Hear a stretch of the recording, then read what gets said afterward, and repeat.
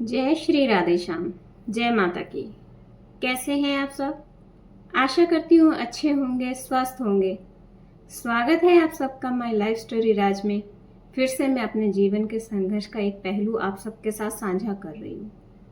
मैंने पिछली वीडियो में आप सबके साथ साझा किया था कि मेरे हस्बैंड को उनके बड़े भाई ने माँ के हालचाल पूछने पर धक्के देकर घर से निकाल दिया। उनको सिर्फ एक ही डर था कि मुझसे वापस बिजनेस ना छीन ले या वापस इस घर में रहने के लिए ये छोटा भाई ना आ जाए। घर से निकाल देते हैं, माँ रोती है, पिता रोते हैं। उसके बाद कभी मेरे हस्बैंड अपनी बीमार माँ को हालचाल पूछने के लिए घर नहीं जा पाते। कुछ समय बाद पिता का फोन आता है कि बेटा घर आजा, तेरी माँ नहीं रही संसार में। हस्बैंड को बहुत दुख होता है कि बीमार माँ के हालचाल नहीं पूछ पाया और आज बुलावा आया, फोन आया तो सीधा माँ की मौत पर आया। बहुत दुख होता है, वो अपने आप को संभाल नहीं पाते हैं। यहाँ तक कि माँ की मौत के बाद पिता पर पाबंदियां लगा दी जाती हैं कि आप छोटे बेटे से बात नहीं करोगे। उन लोगों को इतना डर लगता है कि अब तो पिता की कोई मजबूरी नहीं है, माँ तो शांत हो गई। ऐसा ना हो कि पिता छोटे बेटे की तरफ कुछ सिंपैथी दिखा दे। माँ की डेथ के बाद उन लोगों ने मेरे ससुर जी पर भी पाबंदियां लगा दी। दोनों बेटे अक्सर कहा करते थे कि छोटे बेटे से फोन पर बात क्यों करते हो, क्यों उसको आश्वासन देते हो। संघर्ष है तो उसको देखने दो, उसका संघर्ष है। पर देखिए, पिता कभी भी अपनी संतान में भेदभाव नहीं करता। संतान को लोभ आ जाता है कि कहीं पिता बड़े बेटे को या कहीं छोटे बेटे को ज्यादा धन ना दे दे, पर माता पिता के लिए तो संतान एक समान होती है।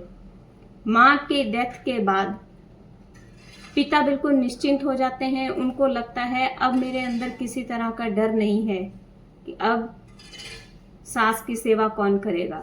मेरी सास के स्वर्गवास के बाद मेरे ससुर जी मेरे हस्बैंड के लिए इतनी ममता दिखाते हैं कि मानो माँ और बाप का प्रेम दोनों उनके अंदर समा गया हो। रात दिन उनको एक ही चिंता रहती है। बड़े बेटे ने छोटे बेटे को घर से निकाल दिया, उसके हाथ में रोजगार नहीं है। परिवार वाले मुझसे बात करने पर भी पाबंदी लगाते हैं, वो कैसे रह रहा होगा।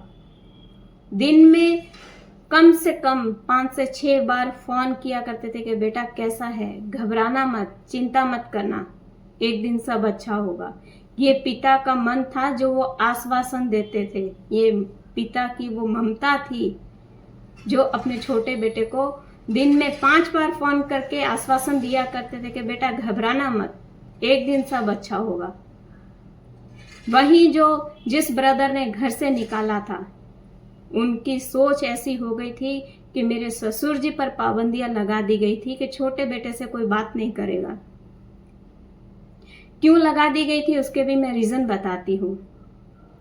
जो मेरे छोटे ब्रदर इन लॉ थे, 2 ब्रदर इन लॉ हैं मेरे।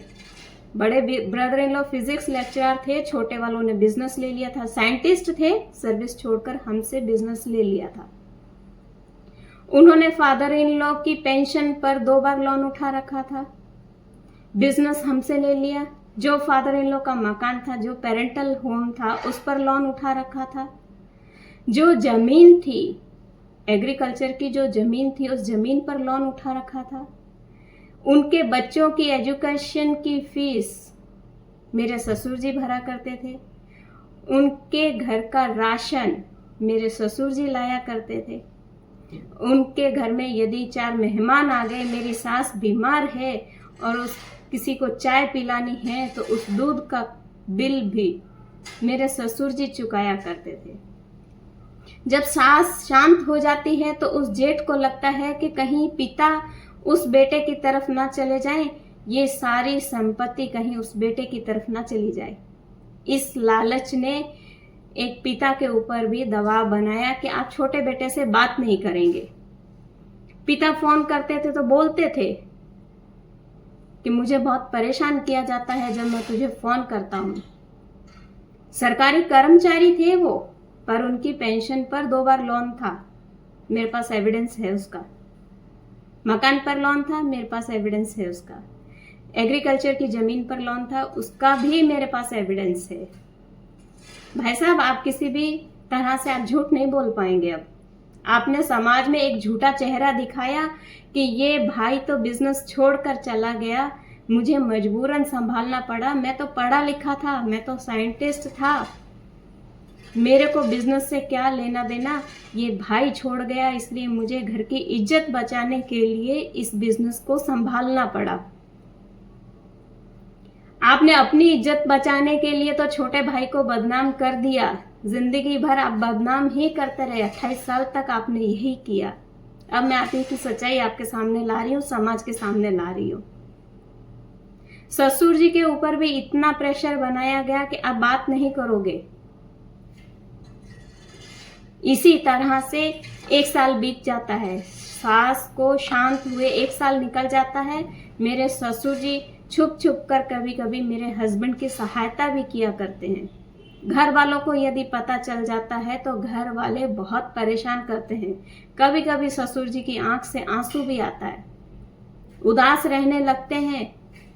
मेरे हस्बैंड पूछते हैं कि पापा आप इतना उदास क्यों रहते हैं, तो वो एक शब्द कहते हैं कि बेटा 30% तेरी माँ की याद आती है और 70% मुझे तेरी चिंता रहती है कि इसने तुझे घर से निकाल दिया, तू क्या खाता होगा, क्या पीता होगा, तेरी गोद में एक छोटा सा बच्चा है, उसकी परवरिश कैसे करता होगा। वो जानते थे कि छोटे बेटे के हाथ में रोजगार नहीं है, वो थी पिता की ममता, वो था पिता का प्रेम। जो लोग कहते हैं ना माता पिता भेदभाव करते हैं, मेरा निवेदन है उन लोगों से मत कहा कीजिए, माता पिता भेदभाव नहीं करते, बुढ़ापे में मजबूरियां खड़ी हो जाती हैं उनके सामने। अब पिता के दिमाग में एक ही चिंता रहती है, मुझे कुछ भी करके छोटे बेटे के लिए रोजगार की व्यवस्था करनी है। दोनों भाइयों ने तो मना कर दिया कि छोटे बेटे को मरने दीजिए, पर पिता के मन में रात दिन एक ही चिंता रहती है। पिता एग्रीकल्चर की जमीन को तैयार करवाते हैं, सोचते हैं कुछ खेती का काम शुरू करता हूं ताकि इससे जो पैसा आएगा छोटा बेटा हो सकता है कुछ छोटा बड़ा व्यापार शुरू करे। पर शायद हमारी किस्मत में इतना संघर्ष लिखा था। पिता उस जमीन को रात दिन मेहनत करते हैं, अपने छोटे बेटे के लिए तैयार करवाते हैं। घर वाले खूब प्रेशर करते हैं कि आप छोटे बेटे की सहायता नहीं कर सकते। बड़े भाई साहब भी खूब प्रेशर करते हैं, छोटे भाई साहब भी खूब प्रेशर करते हैं, यहाँ तक कि उनकी पत्नियां भी, मेरी जेठानियां भी बच्चों से कहलवा दिया करती थी कि आप उनकी सहायता क्यों कर रहे हैं। खूब ताने दिए जाते हैं, खूब थ्रेट किया जाता है। जब अपने पिता को नहीं छोड़ा थ्रेट करने से, तो हमारे लिए तो कोई बड़ी बात नहीं थी। इसी टेंशन के साथ सबकी बातें अनसुना करते करते मेरे ससुर जी ने फार्म हाउस तैयार करवाने की पूरी तैयारी की। पर हमारी किस्मत में संघर्ष ऐसा था, उसी फार्म हाउस पर जब मेरे ससुर जी देखने के लिए जाते हैं कि काम कितना आगे बढ़ गया, वहीं उनका ब्रेन हेमरेज हो जाता है। ब्रेन हेमरेज होने के पीछे रात दिन अपने छोटे बेटे की चिंता, रात दिन दोनों बच्चों का उनको प्रेशर करना, उनको परेशान करना। वो इतने शांत स्वभाव के थे कि मन की बातें मन में ही रखा करते थे। मेरे ससुर जी इतने शांत स्वभाव के थे कि मन की बातें मन में ही रखा करते थे। मेरे ससुर जी डेथ से पहले मेरे हस्बैंड को बार बार कॉल करते हैं, पर उस समय मेरे हस्बैंड हाइपर डिप्रेशन में थे। 8 टैबलेट सुबह और 8 टैबलेट शाम को डिप्रेशन की लिया करते थे। कभी दिन में नहीं सोते थे, पर किस्मत में कुछ और लिखा था। एक तरह की डिप्रेशन की दवाई क्या होती है, माइंड को रिलैक्स करने के लिए डिप्रेशन का ट्रीटमेंट डॉक्टर देते हैं लिखकर। दवा लेते हैं, नींद आ जाती है। पिता के कम से कम 5 से 6 फोन होते हैं। फोन देखते हैं, पिता को वापस फोन लगाते हैं तो समाचार आता है कि तुम्हारे पिताजी शांत हो गए, तुम घर पर आ जाओ। किस्सा खत्म हो जाता है। जो ममता दिखाने वाला इंसान होता है वो संसार छोड़कर चला जाता है, अपने आप को संभाल नहीं पाते। इसके बाद भाइयों ने क्या कुछ नहीं किया, मैं हर वीडियो में साझा करूंगी। आज दिन तक उनका अत्याचार रुका नहीं है। छोटा है गाली सुनेगा, छोटा है तो तुझे कोई अधिकार नहीं है, छोटा है तू अपने मन की बात नहीं रख सकता, तू छोटा है, तुझे हम प्रेम नहीं करेंगे। सिर्फ यही आया आज दिन तक झोली में। अब मैं परिवार ने पहले भी साथ नहीं दिया था, अब जब मैं YouTube पर अपने जीवन की कहानी साझा कर रही हूं तो कभी किसी का फोन नहीं आता। जानते हैं क्यों? क्योंकि उनको माया से प्रीत है, खून के रिश्तों से नहीं। ये माया के प्रीत के रिश्ते बन गए हैं। बातें करते हैं धर्म की, बातें करते हैं ज्ञान की। इंसानियत नहीं तो ज्ञान कैसा, इंसानियत नहीं तो धर्म कैसा। ऐसे ही अगली वीडियो में एक और किस्सा साझा करूंगी। तब तक आप बने रहिएगा। जय श्री राधे श्याम।